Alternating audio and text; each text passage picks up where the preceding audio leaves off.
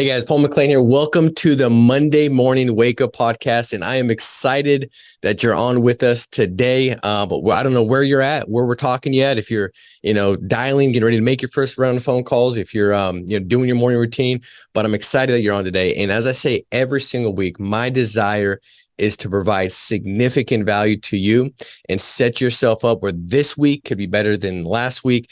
And more times than not, I find my ability to do that is by inviting some unbelievable guests to join. And today, guys, all right, I know you already probably kind of see her, but I just encourage you to go get a pen and a piece of paper. Katelynn has done something to me very, very inspirational, like your story, Katelynn. I've listened to it on different podcasts. I've been inspired by it. But you're not just an you don't just say inspirational things. You're an inspirational person in what you've accomplished and what you've done. You've been with Family First Life, guys. She's been with FFL for 16 months. All right. Her first year helped over 623 families, which when Katelynn said that, I was like I'm excited for you. Then I almost feel like inadequate as a producer myself, because in 10 years I was a top producer and I never helped 600 families. You did it in your first year. Not only that, she's an unbelievable mother to a daughter that's 4 years old. And Katelynn, I got to be honest, as I was talking to you and knowing a little bit about you and your story and what you've done, I thought like there's so many different ways we can take this podcast today. Like there's so many different things we could talk about. Like how the heck did you go from what you did prior with no sales experience to help 600 families? What about schedule? How did you manage your schedule when you're taking care of your 4-year-old? And so there's so many different angles we could take. So I could just encourage you guys again, grab a pen and a piece of paper, because we're going to dive in deep on what I believe is the single biggest thing that will cause somebody to go out and see success or experience failure. So with that said, I want you guys to help me introduce Katelynn Blackburn on the podcast. Thank you, Paul, for having me. I appreciate it a lot. And thank you for the wonderful introduction. I feel like this business has completely changed our life in so many ways, something that money definitely can't buy. And for my daughter and I, we have a completely different future than what I could ever see. And that's something that I was always looking for. When I was a little girl, I always wanted something that was going to be a vehicle for me to provide for her. And before I found this, I was lacking the confidence that I would ever find something like that. So 16 months, fast forward, reflecting back on all of it, it's been absolutely incredible. Well, it's been incredible to experience and see and watch. I know it's made a massive difference for you and your daughter, but there's no question that, Katelynn, what you've done has made an impact on other people. Like I know for myself, as I got started in this business, there were certain stories that I held on tightly to that would just kind of like, pick me back up, right? Like if I had a bad day in the field, if I got smoked on the phones, if I had that dreaded email where you open it up and it's like, those 2 clients didn't keep their plan, like I would hold on to these stories and think like, man, if that person went out there and accomplished that and did that, like, why not me? Right. And so I know that there's a lot of people on here today that if they're not already saying that because they've heard you before, that today after this podcast, they're going to say, man, if Katelynn could go out there and accomplish this, why not me? And why not now? Right. And so I'm excited to go through that. And what I want to do is really kind of start with a little bit about your story. I know that we talked about, alluded to 623 families in your first 12 months. You've been here for 16 months. But what did you do prior to Family First Life? And then how did you find Family First Life? Let's start there, and then we're going to kind of unpack schedule and structure and some things like that. Yeah, so I'll kind of go back to where I was at, before I found this opportunity. And where I was at is I found myself in a situation where I became a single parent, and that was really difficult for me, going through that transition of, knowing that I had to find something to provide for her and keep a roof over her head. And I was working in a hospital because I was going into nursing school, and that was a dream that I had had. And as I was working in the hospital, I was realizing that A, I wasn't making the kind of money that I needed to provide for her by myself. And then B, I realized, like, walking around in those halls, that didn't necessarily feel like something that I was supposed to do. Like, I didn't feel like that was my calling, being a nurse, doing any of that. But it was a job, and I'm a hard worker. So I was going to stick it out until I could find something better. When I found this, I found it on social media, and I'm a pretty open-minded person, I would say, for the most part. And when someone had reached out to me about it, I just kind of picked his brain, like, what are you doing? What is this all about? And are you really seeing that kind of success? And after talking to a few people about it, I was like, I'm watching all these videos, and Paul, you were one of them that I watched all the time too, especially when I was in the business, like, out in the field doing that. I watched a lot of your videos, and I was watching people and seeing that their stories were nothing like, they're just ordinary people that wanted more for themselves. And they wanted to find something that if they worked really hard, that they were going to be paid what they were worth. And I looked at them and I was like, if they're doing that, then I can do that. And I know that if I find something, a vehicle that's going to put me in a position to change my financial situation for my daughter for the rest of her life, I knew I was going to do anything that it took to make it work. So my mindset coming into this was, I quit my job like right when I started this. And that was risky. And of course that was scary, because I'm the sole provider for my daughter. So I was like, okay, well, maybe that was like kind of crazy to just go and do, but I believe in myself, and I believe in the system that's been put in place for all of us. And I have seen so many people succeed just by, putting in the work. So I went all in with it. It's the best thing that I could have ever done. I encourage anybody that's on the fence of doing that to absolutely do it, because once you put your all into this, it becomes a lifestyle and it becomes very fun. I enjoy what I do. I wake up every day with a purpose. I feel good about what I'm doing, and I feel good about the people that I've brought alongside me that are doing the same thing. So no sales experience whatsoever, just a really strong work ethic. And I was willing to fail as many times as I possibly had to. And I'm not perfect in any way. I have so much to learn still, but I'm willing to fail through all of it, fail forward, and just keep on pushing through.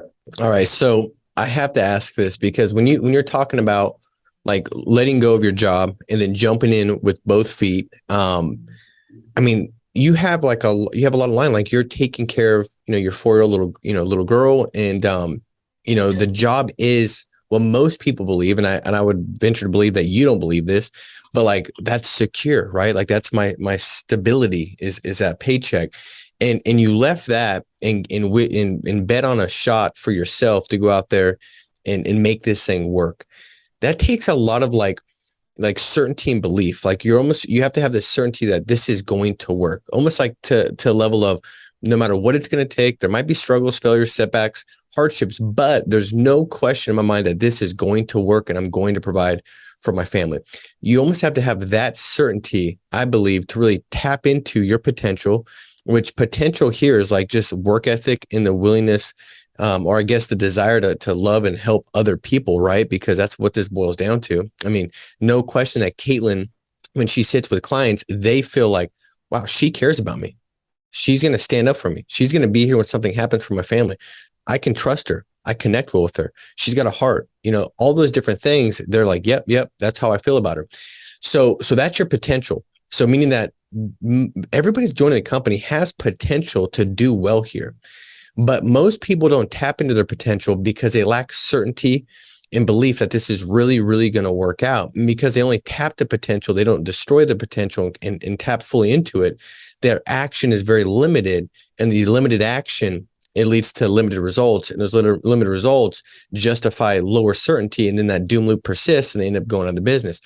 You had this crazy certainty in all of what you just said. I'm like, where did you get that though, Katelynn? Like, how did you have such a certainty about this working out for you that you're willing to sacrifice and take those kind of risks as you got started here? I think that like really boils down to just my background, like how I was raised, how I like was brought upon. Like I faced a lot of adversity in my whole life. So I knew that I had tried a bunch of things, and I was never finding something that was really going to, be able to expand my potential as a person. And when I found this, I knew that it was all based on me and there was no one that was going to stop me. I was going to perfect my craft. And when I first started, I was not very talented at all. I didn't know what I was doing. I had to watch podcasts every day. I had to listen to different producers' word tracks on how to really do this and really learn how to be, the producer that I am now. And I think that when you've been through that much adversity in your life and you go back to your childhood and you look at all of that and you find something like this, you just have faith that if you believe in yourself enough to make it work, you're going to do anything that it takes. And I've always been somebody that has, I will do anything that it takes to make something work that I see value in. And I saw value in this. I saw value for the future. I saw value for my family with this. And there wasn't anything that was going to hold me back. And of course, we all face adversity in this business as well. And that can be things that either set people back or they're going to propel them forward. So it just depends on how you're going to react to certain situations and how you're going to, change your mindset to believe in the law of attraction, really. I mean, if you believe it's going to work for you, it will. If you don't believe it's going to work for you, it probably won't. And I realized that very early on. And it's not to say that I don't have bad days. It's not to say that I don't have days where I feel off or I feel down. Of course that happens. But the one thing that I know about myself is that I won't give up. And from doing enough research and watching different people succeed in this business before I joined it, I knew that was one thing that stood out to me is the people that are successful here, they just don't give up. I mean, they'll do anything that it takes to make this work, no matter what kind of setback is going to come across their desk that morning. They're going to make this work. And that ultimately drives you to be a better person. It drives you to be a better parent, a better friend, and a better worker. So those things I've taken from this opportunity, and I cannot be more thankful for that.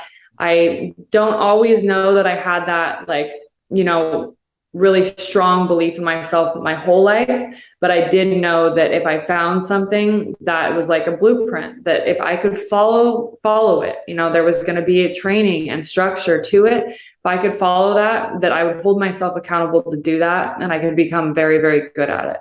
And that's what I found with this. I love that. It's almost like, as you're saying that, Katelynn, I'm thinking about all the different people and there's a lot that have had massive success with Family First Life, right? I mean, there's dozens and dozens now of integrity partners, and hundreds of people that seem like they help over 400 families a month. And so a lot of successes, but it almost seems, and I guess the benefit I have is I get to know a lot of those success stories, right? Most of them have had some struggles, adversity, setbacks, and life wasn't always just like, roses and dandelions. Like there was a lot of like resistance. There was a lot of like unfortunate things that might've taken place. There was a lot of, falling into trials and tribulation. There's a lot of those things. Like I know for myself, my childhood and things I went through, it wasn't like just like that perfect, tranquil. There was stuff I dealt with. And as I look at a lot of those stories, there's a lot of people that's the case for them as well. And I wonder if that's a great indication of doing well here, because like you said, like I'd already gone through those things. And guess what? If you're like, man, Paul, I've gone through this and that, I've had that setback, that struggle, I fell short here, this happened to me, I lost that level and I dealt with this situation.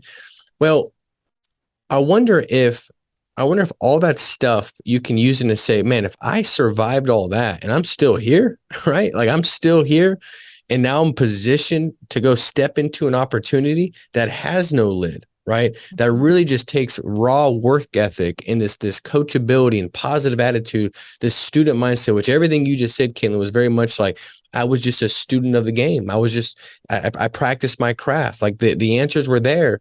I repeatedly heard those answers so I would be able to execute when the test was before me, whether that was an in-home or phone script or whatever it might be. But think about that. I wonder if all those things happen, and they happen for you to set you up where you could go out there and help 600 families in your first year because of all the things that you had gone through. You built up that mental toughness, that thick skin, right? That, hey, if this happens, I'm not gonna cower down. I'm not gonna freeze, or I'm not gonna fly away. I'm gonna fight, and I'm gonna take something from it. And I just believe, Katelynn, in what you're saying, and all the things when you say I've had, different things I've gone through. I mean, I just believe that allowed you to respond in the right way in every situation that was against you in this business. You used it to make it for you. And I think that's why you saw such a rapid pace to those 600 families, or at least a part of it, because of that. And so I just encourage everybody on here, that could be the same story for you, but how are you looking back to it? If you look back to it as like, all those things happen, therefore this is going to be something that's not going to work out because I had that struggle. Well, you're probably going to get that. Like you said, the whole law of attraction, right? But I wonder if you could look back and say, man, all those things took place. I'm still here, right? What did I learn from that? I've got the thick skin. I can handle things. I can go through stuff. I can deal with rejection because I've dealt with all those other things. Therefore, I'm in a better position than anybody else that hasn't dealt with those things. So therefore, I should be successful, right? I deserve to go out there and have more likeliness and probability of being successful. I just think that's a great way to look at it. Katelynn, what I really want to unpack is your schedule. All right. So you went out and you've helped over 120 families in a month, which that's a lot of families to help. What can you break down the way you've structured your schedule, how to prioritize it, how to have the time with your daughter and still go out there and really help more families and, basically almost anybody in the entire insurance industry in a given month. Can you kind of go through that with us today? Yeah. So my schedule kind of changes here and there. So when I first started, I was just trying to learn how to get something down, how to get the appointments in, how long I was going to have to dial. And I did have to dial a very long time when I first started because I really didn't know what I was doing. So I just had to keep on practicing. And when I first started, I did 37 families the first month, then 56, and then it just slowly went up. And then when I was watching that, the more I worked, obviously, the more success I was having. I had this click in my brain that just went off in the way of like, I really want to do something with this. And because I did not come from any kind of financial, I didn't have money. I didn't come from money. I didn't have the finances to really take this to the next level. But I was like, I wonder if I went out and protected 100 families this month, like what that could do for my business. And that went through my mind. And I was just driving home from some in-home appointments and I just set my mind to it. I was like, I'm going to do it. Whatever it takes, I'm going to do it. And that month, I was very, very diligent, very busy. I really had to get rid of every distraction that there was. So there's a lot of sacrifices that you make. And I'm not saying that being a parent, you're going to miss everything, because you don't miss everything. You can be home at night. You can make things happen for your children at the same time as making non-negotiables for yourself in this business. And that month I was working 7 days a week. There was no days off. There was the structured dial days. There was dials in between appointments. There was door knocks. There was, obviously, if you get a no-show, you got to make that time worth it. So who's in the area that I can go and door knock? Who's in the area I can call and see if they're home? Those types of things were always happening. And that momentum that you create with that kind of schedule, and that was July of last year, that momentum just keeps on going. And that was a 5-week month. I just kept pushing through and surpassed the goal that I had in my mind. And once I did that, it was a really big shift for my business because I believed in myself more than I ever had, because I was like, I set a goal. I set the goal higher than I thought I was going to hit, and I hit it without there was no negotiables. I was going to hit it there. I was going to make that happen no matter what I did. That allowed me to invest more back into my business. It allowed me to grow my business. It allowed me to get a jump start on, the growth that I wanted to see. So that was what I knew I had to do to make that happen. So I went and did it. My schedule now looks a little bit different. And I think that we do have a lot of parents that come into this business and they struggle with that balance of being a parent and being an entrepreneur. So the thing that I've found the most successful for me is don't try and do both at the same time. Try and make designated times for each one, because as I've transferred to more of a hybrid system of half in-home, half virtual, when my daughter is home, I try to do a lot of virtual sales. And I've noticed that, like, through, trials and tribulations of doing this, is that I have to spend or structure my schedule with designated hours that are for Carmela, and then designated hours that are for my business. Because when I'm trying to do both at the same time, I'm giving neither one of those things my full attention. So I think a lot of people struggle with that, because you do need to have your full attention with either being a parent or working on your business. So the way I've structured my schedule now is I get up really early. That allows me to, get up, listen to a podcast, get my workout in before I get going, before my phone starts going and it's money making hours. Then if I have my daughter, then she will be babysat in the morning time, so that I can spend that morning chunk focused directly on my business. When I pick her up, she's very aware of what's going on, with our lives now. And she knows that if I get on the phone, that means mommy needs a couple, maybe 30 minutes to take care of this.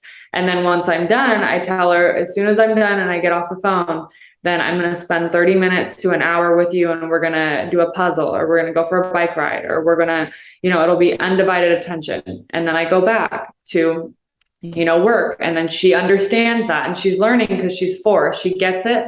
And I always tell her, and I think this is something that a lot of parents could take with them as well. When I always tell her, mommy is building something very, very amazing for us. So when she's on her phone a lot right now, that's because I don't want to have to always be on my phone.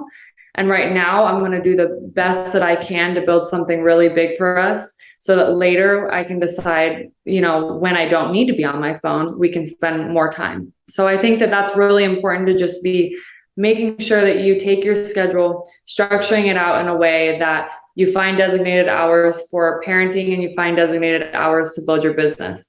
I am a single parent, and I do have 50% custody of her. So the times that I don't have her, I am solely working on my business. So that means that I have eliminated every distraction. I have sacrificed everything. I mean, you sacrifice it all. That during that time, that is the only thing that I'm working on is my business when I don't have her. If it's not bringing my business something good, if I'm not growing as a person, it's not in my life anymore. I've eliminated the toxic things that will slow you down. And that's very important. It's a hard concept. And this business can get lonely sometimes because of the fact that you're giving up a lot. But you have to realize that this is a temporary sacrifice for the long-term goal. And when you realize that and really ingrain that in you, it becomes so much easier to structure your life in a way to make this work for you. I think every parent could do the same thing that I do. And it's not that my daughter doesn't feel loved. It's not that she doesn't feel like I'm there. She knows, she is fully aware of what I'm doing. And she's proud, I'm showing her what it looks like to, be resilient, push against adversity, and make something work no matter what obstacles you may face. So it's a temporary sacrifice for a long-term goal. I think everybody that is a parent, or even if you're not a parent yet and you have other things that you have going on, find a structure and a schedule that works for you, because you can make this work for you. We have so many different resources out there with virtual sales versus in-home sales. You can find something that will work for you. And if you do put your mind to it, there's no reason that anybody should stop you. Katelynn, I got to tell you that some of the stuff you just said was so, so good. I got to highlight, and I want to unpack some of the stuff for you. For one, I believe without a doubt that you're setting an example to really have your daughter go out there and live the potential that God's given her, right? And I think, and I heard this and I agree with it, that some of the greatest neglect, child neglect that you can have is not going after your dream, right? Not going after your dream and showing your kids that, hey, God's put something in me, he's put something in you, and I'm going to go out there and I'm going to be diligent. I'm going to be present. I'm going to be intentional, and I'm going to show you what an intentional life looks like. So when I'm working, you're going to see me working, and I'm going to be serving and helping and communicating that with the kids. I'm out there serving. Hey, and I do it all the time. Hey, dad's got to take this call real quick. I got to serve this agent, help him out. And they love that. What it's doing, it's reinforcing this DNA in our family, which is we serve people, we value people, we love people. And that I don't necessarily, I would love to just go sit and not, necessarily take the call if it was about me, but because we serve others and we love others, we get fulfilled by helping them. And I'm going to take this call. But when you communicate with the vision of why you're doing what you're doing, and then you back that with a great example. Not, this is why we're going to go after it. We're going to accomplish this, and this is where we're going to go. And then there's no action. That's where you cause this really insecurity with a child and lack of confidence, because it's like there's this lack of integrity. But when you communicate what you're doing, what you're going after, and then you show it by great example, that's one of the most beautiful things that you could do to raise up world changers, in my opinion. And so what you're doing is unbelievable. Also, the power of being present. Guys, I hope you caught that. That kept popping in my head over and over again as Katelynn was talking about just her schedule, and when she's working.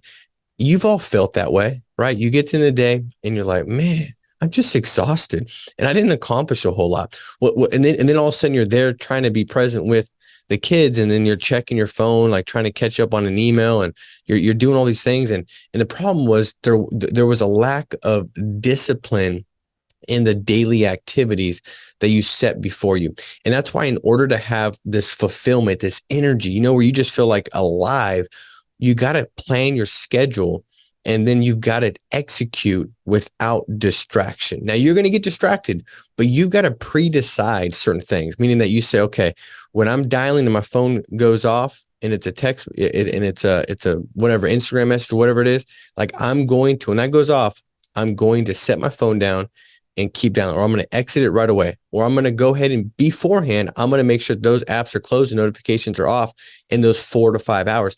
So you have to pre-decide that when this takes place, I'm going to do this, right? If you know the biggest distraction is while you're dialing another agent reaching out to you, right? You're going to say, I'm going to pre-decide that when that phone rings and it's that agent, I'm going to text them and I'm on the phone booking appointments, here to help. Is it urgent? If not, can I call you after? And it's pre-put together, boom, you send it, and then you have no thought, you're back on your task. But you have to be fully present. See, Katelynn, this is one thing I know. Like when I grew up, my dad was a plumber, and I love my dad. He worked like, he'd take off at 6 a.m. He'd get home, 2, 3 o'clock, most days. And he was there like after 3 o'clock, from 3 until we'd go to bed.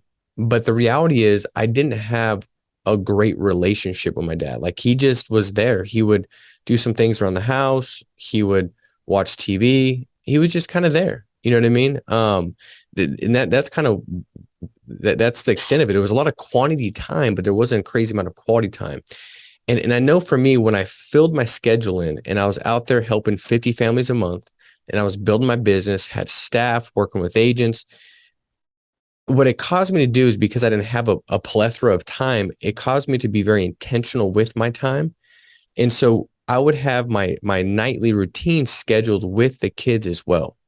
And so for anybody on here, if you've stopped with just your work schedule and you don't plan and say, okay, from 8 o'clock to 9 o'clock, I'm going to read these pages in this book. And we got all kinds of great books like The Energy Bus for Kids, Who Moved My Cheese, all kinds of like books that help them also think the way of abundance, think at that next level thought process, to see things where they can actually put the right filter on as they watch dad or mom go out there and go after their dreams, because they're seeing the right lens through these books and things like that. And I would think, okay, I'm also going to ask them what did they like, and what did they love for the day, and what did they learn from the day. And I would put this in my schedule. So this time tonight, what do they learn? What do they love? And I would be intentional and sit and think like, I got a ton of kids, Katelynn. So I'd have to think like, which one is, and then like my 7-year-old Penelope, I know that she, was dealing with like a lot of just high emotion, like she could get triggered really easily. And then she would go off and she would regret it afterwards, but she would like lose it, And so I would think like, ask myself a question when I was thinking about that time block.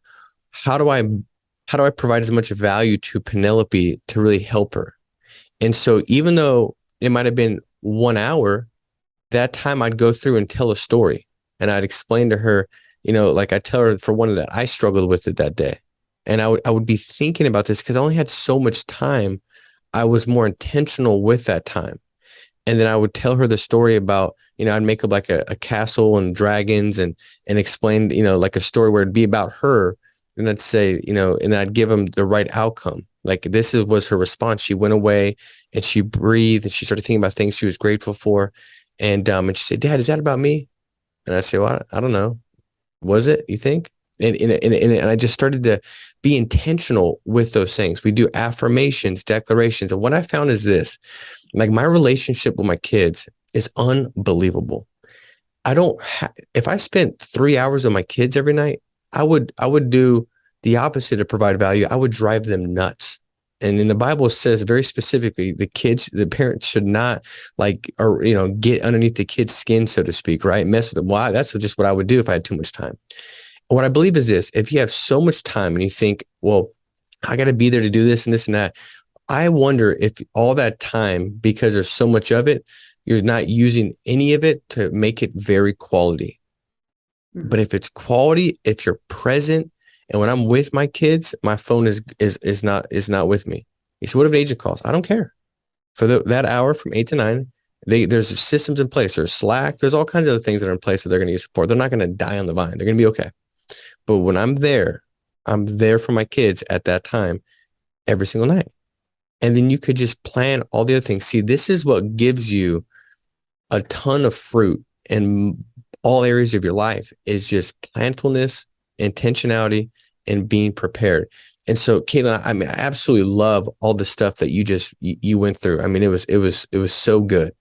Anything else that you want to kind of highlight and talk about when it comes to schedule and structure and, how you've kind of ran your schedule? Well, I was going to say what you were just talking about is perfect, because it is quality over quantity, really, when it comes down to your time with your children, and same with time for your business. Like, you want to have quality time devoted to each one of them, because you want your undivided attention to be on that. So just making sure that you have a schedule that works for you. And the biggest thing that I see with agents that fail is that it's a lack of that structure and the lack of the priorities that are important to them. So it's like, if you set down, if you're somebody like me, I like to write down all my goals. I like to write down things that are important to me and things that I'm going to give up to reach those goals, because all of that does help me. I can go back to it, look at it, see that, I know this is important to me. I'm going to make this happen. These are the things I'm going to give up to do it. So if you're struggling with any kind of structure or schedule, you're an entrepreneur. We're all independent here. I do understand that that's hard when you didn't come from that background, but you can develop yourself in a way to be able to make that work for you. So figure out what is going to work for you. Try that out. And then, there's multiple resources out there that you can reach out to try and figure out what is going to be exactly what is going to work for you and your family. I love that. And, the one thing I want to highlight too, that you said, Katelynn, was when you're working and you're not with your daughter, like it's 100% working, because you want to earn the right to have that additional time with your daughter, right? Where like, hey, these are our dreams and goals. And so if I don't execute well here, well, then I'm stealing time that I could have there. And I think that's what, if you can have that perspective, guys, where, when you're working, like no extra time left. So take a look and audit your schedule would be my challenge I'd give you this week. Go through it. When you're driving from one house to the next, what are you doing? What does that look like? Do you have a planned, 4 or 5 agents that you're reaching out to? And this is a conversation that I'm having with this agent, because this is the most important, topic of discussion, that if they could increase lead flow, or if they could put more activity in, or be less distracted, or plug in office, whatever the number one thing that person needs to adjust that will impact them, you've already pre-planned what that looks like. So now there's no extra time, and I'm not trying to figure out what do I do with my time while I'm already in that time block. Well, no, now you set yourself up for failure, right? But if I know, okay, I'm driving from my house at 5 a.m., I'm leaving, going to my first appointment, I get there at 8. Well, what does those 3 hours look like? What are the five most important people I could talk to? Can I have 20 different resumes or recruiting leads printed off that I can call on the way to that appointment? What's the most important podcast that's going to help increase my skill set? And what skill set is most important to increase that's going to increase my income producing activities, whether that's phones, in-home, different lead types, different objections, scenarios, situations, recruiting. But you got to plan it. See, like for me, if I'm working, man, I am working, because I want to have the extra time. And I know if I'm very diligent and I leave no extra time on the table at all. Well, that's how people are like, dude, how do you coach your kids soccer? Or how do you do this? How do you have that time? Well, it's because, man, when I'm working, it is intentional and it is nonstop. It is no distractions, fully present, execution, and I know exactly what I need to execute on. And so I would encourage everybody on here.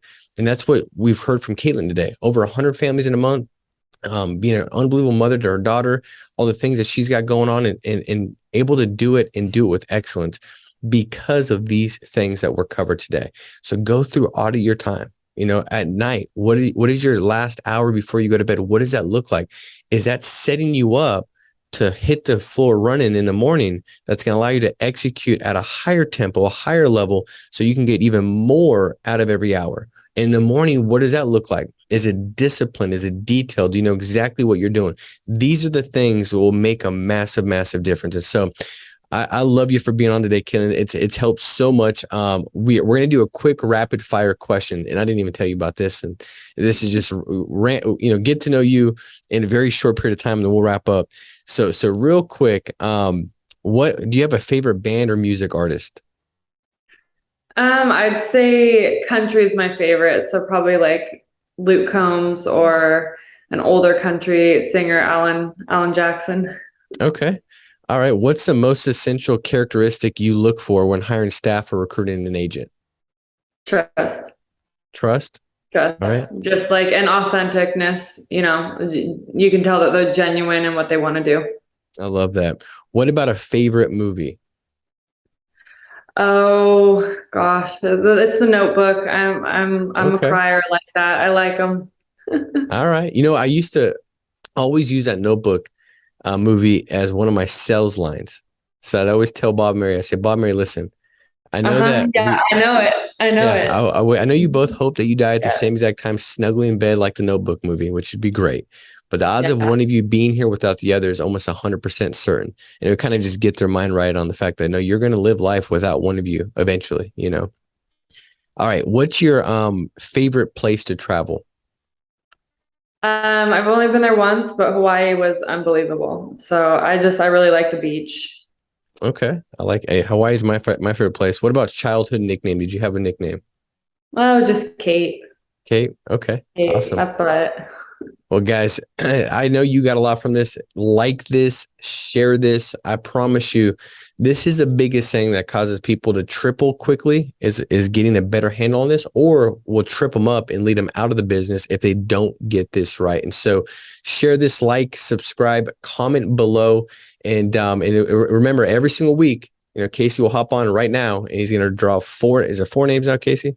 4 names, $250 in lead credit. And so, and I always enjoy the agents that come up and say, man, I got that $250 in leads, went out there, served 3-4 families, and it's turned things around and it's elevated my profitability. And so, guys, make it a big week. Katelynn, thank you so much for joining us. And I appreciate you hopping on. Paul.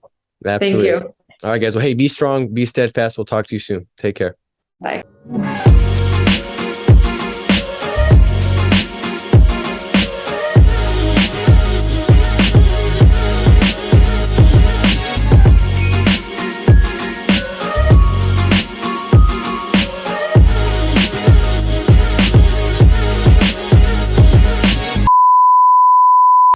Hey everybody, we're giving away some leads. We're giving 4 lucky people $250 worth of leads. If you commented on last week's video, which is playing right over here, you're automatically entered to win $250 worth of lead credit.